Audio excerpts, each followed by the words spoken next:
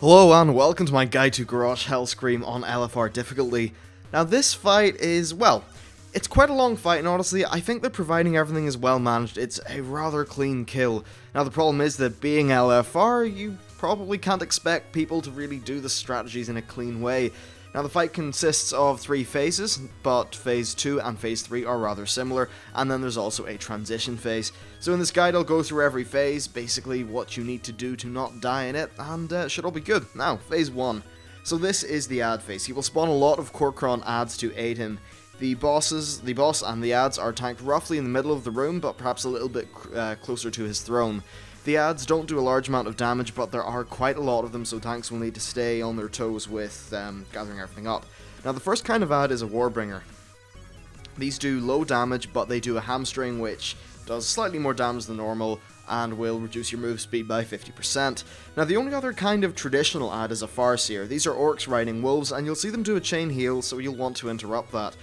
Now the main mechanic of this phase is Iron Stars. Now there's 2 of these, and if you look on the left and the right of the room, you can see them kind of stuck into the wall. Now the one on the right hand side of the room covers the half of the room that is closest to the throne. This is kind of like horizontally, and the one on the left covers the half of the room that is closest to the back of the room. I know it's a little bit confusing, but listen to it a few times, you might get it. Yeah, these Iron Stars get powered up by an engineer, which will spawn every once in a while. You'll see it on your timers. Once powered up, they will roll across the room, dealing damage to players and ads alike. Now they do a very large amount of damage to ads, and the strategy we used involved killing the siege engineer on the right hand side. This meant that most of the raid stood near the throne side of the room, and that the Iron Star from the left hand side would be allowed to spawn and then roll across the back of the room where the tank would move the ads. That way the tank and pretty much the tank and the ads would be hit by that Iron Star, but it's not enough damage to kill the tank, and it would just kill the ads, do so much damage to them that it really helped us out. Now this does deal massive damage to the ads, but a few people are going to get hit. Now being hit by 1 Iron Star is not really a problem. You'll take 30 to 50% of your HP, and that's really it. Honestly though, there's not that many other sources of damage in this phase, so it's really okay to do that. Now finally he will throw a weapon on the floor which will create a void zone. When you kill the weapon, it will destroy the void zone, so nice and easy. Overall for this phase, assign 2 to 3 ranged people to kill the engineer on the right hand side. Ranged players will also kill the empowered weapon, which is the void zone that he throws down. Also interrupt the chain heal on the Farseer. He will move to phase 2 at 10% HP. So at 10% he will start the intermission phase, and we had 2 of these intermission phases in our attempt at this fight, one being from phase 1 to 2 and the second being during phase 2. In this intermission you are pulled into the heart of Yasharaj, and Garrosh will be charging himself up with the heart's power. You'll see this tracked via an extra action bar thingy-majig that appears on your screen. So to stop this, what you need to do is kill all the ads that are in the phase. It's really easy, just kill the ads as quickly as you can, and the phase will end with the raid fighting Garrosh in an arena. Now there will be raid-wide damage, but also a conal attack that deals high damage which must be avoided. Well, should. It won't kill you if it hits you once, but if you're too stupid you will die. Now one thing about this void zone, or this like conal attack that he does, Blizzard have continued their tradition of making a conal attack with a spell effect that's similar to the color of the floor, so you really do need to pay attention to it. Now let's move on to phase 2. He has quite a few abilities, but none of them are particularly scary, just as long as you know what you're doing. Now, depending on how much power he absorbs during the intermission phase, these will either be the empowered version or the normal version. That may seem complicated, but it's really okay. Now the first ability is called Whirling Corruption. He will spin around doing light damage per second to everyone. The damage it does decreases as you run away from him, and if he gets 25 power, he will use the empowered version of this ability.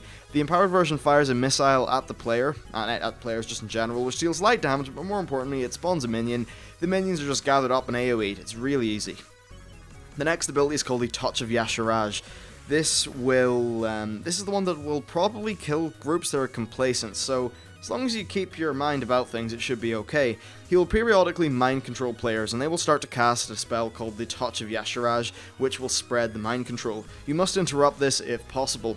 Now to remove the mind control, you just need to take the player below 20% HP. As for the empowered one, well, the empowered one will start if he has 50% power, and the only difference between normal and empowered is that the players that are mind controlled turn into a Shad that has more health, and they are immune to loss of control effects. So essentially they can't be stunned or anything like that, and you just need to nuke them down to under 20% health. Next we have Desecrate. This is the same as the weapon Void Zone from Phase 1, just kill it to remove the Void Zone. Now, if he's at 75% power, which didn't happen to us until Phase 3, of course, then it will actually cause it to be indestructible, but it will have its radius decrease as it's damaged, so if you keep it on low HP, the radius won't be that big and it won't be a problem. And finally, there's Gripping Despair. This is the tank one. It does 15k damage per second and stacks, so you need to swap out of this once it starts to become untankable. At 100% power, it will give players the tank Explosive Despair, which 100% power, by the way, is the empowered version, and it will give the player Explosive Despair, which will cause the player to take damage equal to the value of Gripping Despair, and have your damage increased by 5% for every stack of Gripping Despair when it is removed. That's a confusing one. Essentially, it goes boom after the debuff drops off, and you start to take more damage. That's essentially what Gripping Despair is. Now, Phase 3. Well, Phase 3 is actually essentially the same as Phase 2. The only difference is that he uses the empowered version of every single ability, and you'll find that he has about 158 million health left, and it's really just a DPS race. Kill him before he kills you, but still do adhere to the mechanics. It's very important you do that, because if you don't, obviously, you will all die. And that's really it. Essentially, Phase 3 is just a empowered and slightly harder version of Phase 2. It should be fine, and that's it for this guide. I hope you enjoyed it and found it useful.